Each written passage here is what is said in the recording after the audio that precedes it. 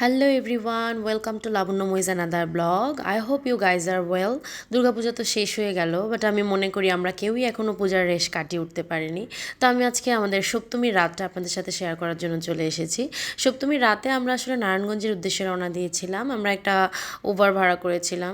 তো আমাদের অন্যান্য ফ্যামিলি মেম্বাররা আগেই চলে গিয়েছে, তারা আমাদের জন্য ওয়েট করছিল। আমরাই সবার শেষে গিয়েছিলাম। আমরা প্রথমে গিয়েছিলাম হচ্ছে নারায়ণগঞ্জের রামকৃষ্ণ মিশনে। সেখানে গিয়ে দেখি আমার সব ফ্যামিলি মেম্বাররা সেখানে ওয়েট করছে। সবাই আমার ব্লগে হাই দিচ্ছিল, সব বেবিরা খেলাধুলা করছিল। ভালোই লাগছিল সবাইকে দেখে। সবাই খুব সুন্দর করে সেজে গুজে এসেছিল। পুজোর এই কয়েকটা দিন আসলে আমাদের খুব তাড়াতাড়ি কেটে যায়। কিভাবে সাজবো, কোন শাড়িটা পরবো, কোন ড্রেসটা পরবো, কোন গয়নাটা পরবো, এগুলো ভাবতে ভাবতেই পুজোর 5টা দিন কেটে যায়। আমার মনে হয় সবচেয়ে ভালো সময় কাটায় বাচ্চাগুলোই। ওরা আসলে অনেক দিন পর ওদের সবার সাথে সবার দেখা হয়, তো ওরা খুব বেশি এনজয় করে, খেলাধুলা করে। নর্মালি তো কারোর সাথে কারো খুব একটা দেখা হয় না, সবাই যার যার কর্মব্যস্ততায় ব্যস্ত থাকে। তো পুজোর সময়টা আমরা চেষ্টা করি সবাই খুব ভালো সময় কাটানোর। যাই হোক, সবাই এতক্ষণ আমাদের জন্য বাইরেই ওয়েট করছিল। তো আমরা আসার পরে সবাই মিলে আমরা ভেতরে ঢুকলাম। আমরা আসলে নারায়ণগঞ্জে যতবারই গিয়েছি সবার আগে আমরা রামকৃষ্ণ মিশন দিয়ে শুরু করি। প্রথমে রামকৃষ্ণ মিশনে যাই, সেখানে খুব ভালো ভালো ফ্যামিলি ফটো তুলি, ভিডিও করি, দেন আমরা অন্যান্য জায়গার উদ্দেশ্যে রওনা দিই। তো সেদিনও তাই করলাম। যেহেতু এই জায়গাটা বেশ খোলামেলা, তাই এখানে ভিড়ও কম থাকে। তো এরপর আমরা রামকৃষ্ণ মিশনের ঠিক অপোজিটেই একটা পূজা দেখলাম। তো এরপরে আমরা সবাই অটোর জন্য ওয়েট করছিলাম, কারণ আমরা সেখান থেকে সাহাপাড়ার উদ্দেশ্যে রওনা দিব। বাট যেহেতু আমাদের ফ্যামিলি মেম্বার অনেক বেশি, আমাদের অনেকগুলো অটো দরকার, তো এই জন্য আমাদের একটু টাইম লাগলো। তারপরে আমরা অটোতে উঠে গেলাম। অটোতে উঠে আমরা প্রথমেই চলে গেলাম সাহাপাড়াতে। আমি চারিদিকে সব লাইটিংগুলো ভিডিও করছিলাম, এত সুন্দর লাগছিল চারিদিকটা।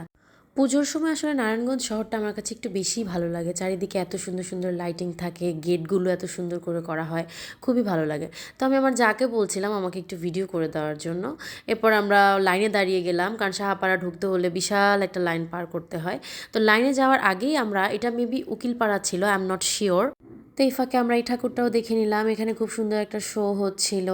তো যাই হোক, আমরা ধীরে ধীরে লাইন ধরে ধরেই আগাচ্ছিলাম। এর মাঝে মাঝে যত লাইটিং ছিল সব আমি ভিডিও করছিলাম। আর এর মাঝখানে লাইট ধরতে গিয়ে হালকা একটু কারেন্টের ঝাটকাও খেয়ে নিলাম। যাই হোক, এরপর আমরা অবশেষে সাহাপাড়াতে ঢুকতে পেরেছি অনেক ধাক্কা ধাক্কি করার পরে। তো সাহাপাড়াতে ঢুকতেই ওরা গেটের মুখে একটা শ্রীকৃষ্ণের স্ট্যাচু করে, আমার খুবই ভালো লাগে এটা। তো আমরা এরপর ভেতরে ঢুকে গেলাম। ভেতরে ঢুকে আমি চারিদিকটা ভিডিও করছিলাম। এত সুন্দর ছিল সাহাপাড়ার ঠাকুরটা। সেদিন আমার দেখা বেস্ট ঠাকুর ছিল সাহাপাড়ার ঠাকুর। শুধু সেদিন বলবো না, এবার দুর্গাপূজায় আমার দেখা বেস্ট ঠাকুর ছিল সাহাপাড়ার ঠাকুর। তা আমি এখানে খুব সুন্দর একটা ভিডিও করেছি, যে ভিডিওটা আমি একটা গ্রুপেও আপলোড দিয়েছিলাম। দেখলাম লোকজন খুবই পছন্দ করেছে ভিডিওটা। আমার নিজেরও খুব ভালো লেগেছে এই ভিডিওটা। আসলে প্রচণ্ড ধাক্কাধাক্কির মধ্যে দাঁড়িয়ে অনেক কষ্টে ভিডিওটা করেছিলাম। স্পিকারে তখন খুব সুন্দর একটা গান বাজছিল দুর্গা মায়ের, বাট আমি গানটা দিতে পারলাম না, সরি ফর দ্যাট। তো আমি সাহাপাড়া ঠাকুরটা দেখার জন্য ভেতরে প্রায় 2 মিনিট মতো ছিলাম। এই 2 মিনিটে আমি এক প্রকার স্নান করে ফেলেছিলাম, প্রচণ্ড ঘেমে গিয়েছিলাম। ভাগ্যিস আমার কাছে আমার ছোট্ট ফ্যানটা ছিল, না হলে রক্ষে ছিল না। তো যাই হোক, এরপরে আমরা সাহাপাড়া থেকে বের হয়ে আমলাপাড়ার উদ্দেশ্যে রওনা দিচ্ছিলাম। আমলাপাড়ার এখানেও খুব সুন্দর সুন্দর লাইটিং করেছে। এরপর আমরা সবাই ওয়েট করছিলাম, যেহেতু আমাদের ফ্যামিলি মেম্বার বেশি, একটু পরপরই হারিয়ে যাচ্ছিল 2-1 জন করে। সবাই মিলে আবার এক হওয়ার জন্য অনেক সময় লাগছিল। এভাবে আমাদের অলরেডি অনেক সময় নষ্ট হয়ে গেছে। এই তো আপনারা দেখতেই পাচ্ছেন, সাহাপাড়া থেকে বের হয়ে খুবই বিধ্বস্ত অবস্থা আমার। যাই হোক, তারপর আমরা আমলাপাড়াতে ঢুকে যাই। আমলাপাড়ার এখানেও প্রচণ্ড ভিড় ছিল, বাট এখানে লাইনের তেমন একটা ব্যবস্থা ছিল না, যে যার মতো এলোমেলো করে দাঁড়িয়েছিল। যাই হোক, তখন এখানে একটা শো হচ্ছিল, আমি সেটা আপনাদেরকে কিছুটা দেখানোর চেষ্টা করছি, আশা করি আপনাদের ভালো লাগবে।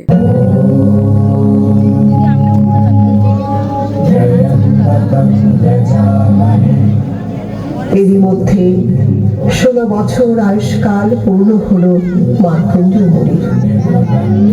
এদিকে মার্কণ্ডেয় মুনির প্রাণ হরণ করতে উপস্থিত হলেন যমদূত। হে মার্কণ্ডেয়, তোমার আয়ুষ্কাল পূর্ণ হয়েছে, এবার যমালয়ে চলো। তো এখানে প্রায় 7 মিনিট যাবৎ শোটা চলে। আমি কাট কাট করে কিছু সিন দেখিয়ে দিচ্ছি, পুরোটা দেখানো সম্ভব না। আমি স্বয়ং যমরাজ তোমাকে নিতে এসেছি, কোন শক্তি তোমাকে আটকাতে পারবে না। এই নাও, এই নাও আমার অস্ত্রের আঘাত। তো আমি এখানে আরো কিছুটা সিন অ্যাড করে দিয়েছি। সেই থেকে প্রতীয়মান হয় যে মহামৃত্যুঞ্জয় মন্ত্র যিনি পাঠ করবেন তাকে মৃত্যু ভয় কখনো স্পর্শ করবে না।